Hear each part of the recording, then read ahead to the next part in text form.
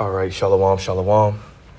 First and foremost, as always, I want to give all the praise, honor, and glory to Yahweh, Bahashim, Yahweh Shai, Bahashim, Rakahakwadash, and double honor to the apostles and elders of Great Millstone that taught us this truth through the Holy Spirit. Peace and blessings and salutations to the Lord's hopeful elect. All right, I'm the brother Zion, and Lord willing, this lesson is edifying to feed the sheep and the lambs of Yahweh, Bahashim, Yahweh Shai. And, excuse my voice. All right, I'm definitely under the weather right now. A little congested. All right, a little sore throat, whatever. So, if I sound a little off, Salakia, Lord willing, I sound normal. All right, and in this lesson, I wanted to, go into a few precepts and speak about, these spotlight Israelites, who, they take this truth and they turn it into something that they believe needs to be in the spotlight. All right. And what I mean by that is, because ultimately this truth is going to be pushed on the forefront regardless, even though Esau tries to, suppress some of our views. He tries to keep this thing out of the spotlight. All right. It's still going to be in the spotlight to the hopeful elect. All right. He's not going to put us on his, local media stations and things of that nature because he'll be exposed. So this is going to be in the spotlight to the hopeful elect. All right. And the scriptures also say we're going to be made a spectacle unto the world. All right. But a lot of you Israelites like to make this thing about filthy lucre's sake. All right. A lot of you use it for your own vain gain. OK, if you will. OK, a lot of you like to monetize this truth. A lot of you like to make solemn assemblies into a thing that needs to be broadcasted. All right.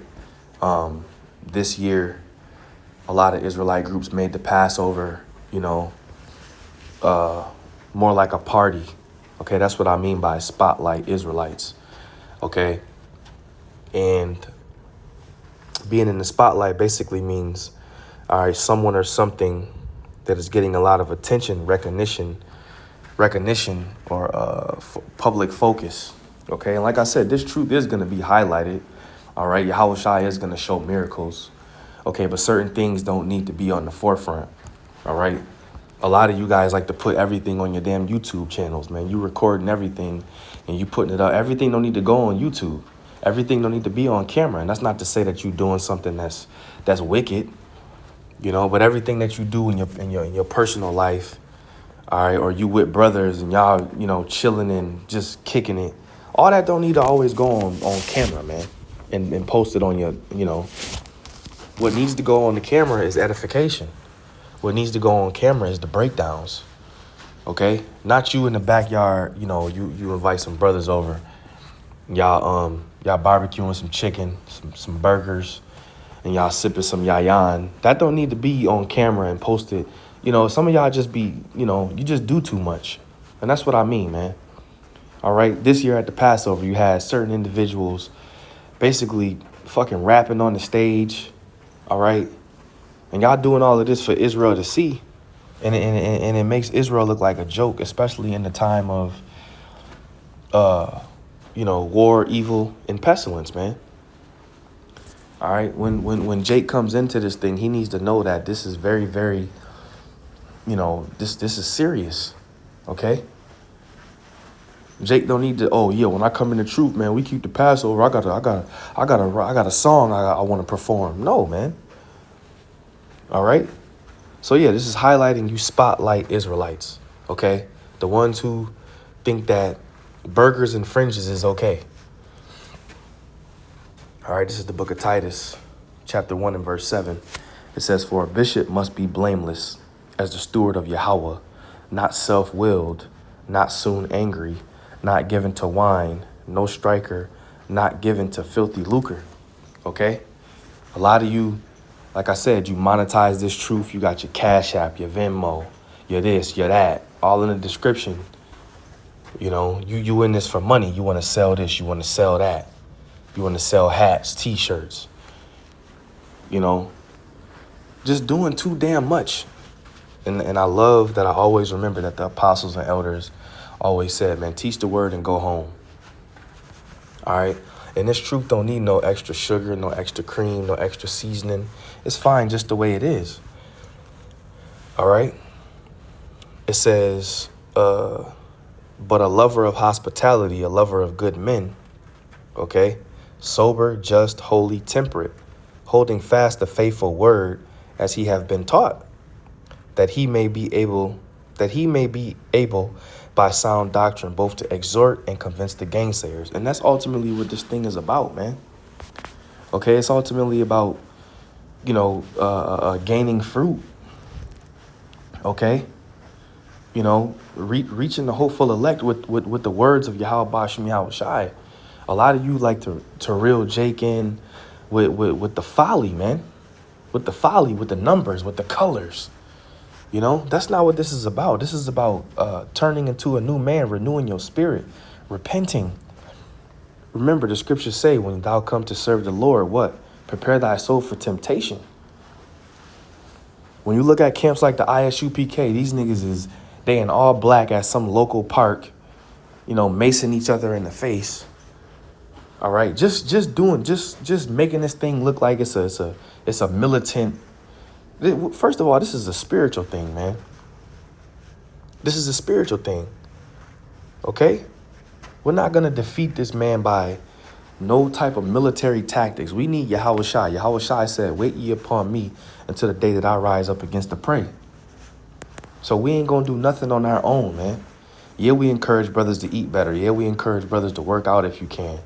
All right, but when we go to the gym, all right, because a lot of us do work out, we don't record it and put it on YouTube and say, hey, Jake, look, Now, the scriptures do say body the exercise profit of little, but certain things you keep off the camera in your regular life, man. Now, sometimes a brother might, I know the apostle Gabar, he'll show some good food or some good ways brothers could, some health benefits. That's all cool. But Jake be taking the shit too far, man. Like I said, you hanging out and you chilling with brothers. You don't need to be, uploading that type of stuff. All right. For what? Y'all just chilling. The edification is what goes on the page. All right. Not you performing no damn song at the Passover. That's just you trying to just be a spotlight Israelite, man. All right.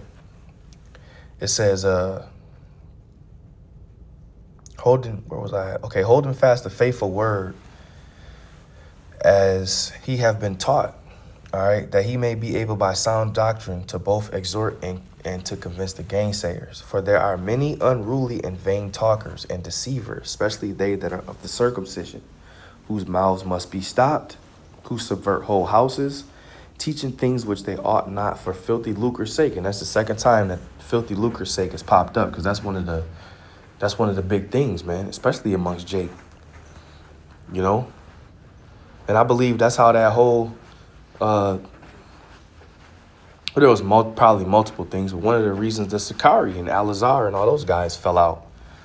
All right, that money, man, mixed with different doctrines, mixed with men doing wicked things behind closed doors. All right, but they were one of those camps that were all about that money. Remember, Alazar was boasting how he was making $100K 1 month, $60K the next month. It's not what this thing is about. Okay? That's not what this is about, man. Let's go to the book of James. And like I said, Salakia, if I sound a little different, all right. James chapter 4 and verse 4. Ye adulterers and adulteresses, know ye not that the friendship of the world is enmity with Yahweh? Whosoever therefore will be a friend of the world is an enemy of Yahweh. All right. And a friend of the world, meaning that you're fully in this world. Okay. You doing all the things of the world. Okay. But you claim that you worship Yahweh Bashem Yahweh Shai. Now, yeah, some of us use the world, but we don't abuse it. All right. There's a difference. Okay. You have to acknowledge Yahweh Shai over this world, man. And a lot of you Israelites are super, super, super worldly, man. A lot of you like to mix things, that's in the world and this truth. And you can't do that. All right. This truth is, the ways of the West, all right, are contrary to the ways of Yahweh Bashim Yahushai, man. All right. Now we go to work. We do what we do. We take care of our families. OK, we may go out and, drink and have fun and laugh. And we're not robots. All right. But when it comes down to this truth, you have to separate the two. You have to separate the world, and you have to separate the truth. And I always like to say, all right, this world can definitely swallow you up, man. You have to be consistent in this truth, or you'll fall by the wayside. Okay? And you could feel yourself when you're slipping. You could feel it. And you gotta say, oh shit, let me get back in the spirit. And when you in that spotlight Israelite spirit, okay, you're constantly, being in the world don't bother you. You like the attention, you like the focus. You like the focus of the world. It says, do you think that the scripture saith in vain, the spirit that dwelleth in us lusteth to envy? But he giveth more grace. Wherefore he saith, Yahweh resisteth the proud, but give grace unto the humble. And a lot of you dudes are extremely proud, man. Extremely proud. That's why you do shit like, what was the one guy in the ISUPK? He was going in on the Passover. The Passover it doesn't need to be kept in secret. Not saying that we keep the Passover in secret, but the whole world needs to see it. And remember, we're rehearsing the righteous acts right now, man. In the kingdom of heaven, all right, everything's going to be governed by the law, statutes, and commandments. Okay? So, the ways of Yahweh in the kingdom of heaven, everything is going to be perfected. All right? Everything is going to be perfected. It says, but he giveth more grace. Wherefore he saith, the Most High resisteth the proud, but giveth grace unto the humble. Submit yourselves, therefore, to Yahweh. Resist the devil, and he will flee from you. Draw nigh to the Most High, and he will draw nigh to you. Cleanse your hands, ye sinners, and purify your hearts, ye double-minded. Okay? Because at the end of the day, you got to understand that the only way out is Yahweh Shai. That's the only way out. Okay? So you trying to be this damn Israelite that puts everything on the forefront. Slakia. You trying to be this Israelite that puts everything on the forefront. That's never gonna benefit you, man. All right? Stick to the ways of the Lord. Salakia, I gotta find there's my precept list, Salakia.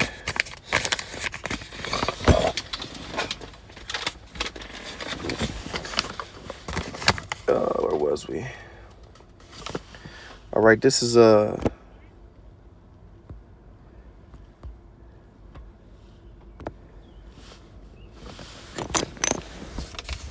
Ephesians chapter 4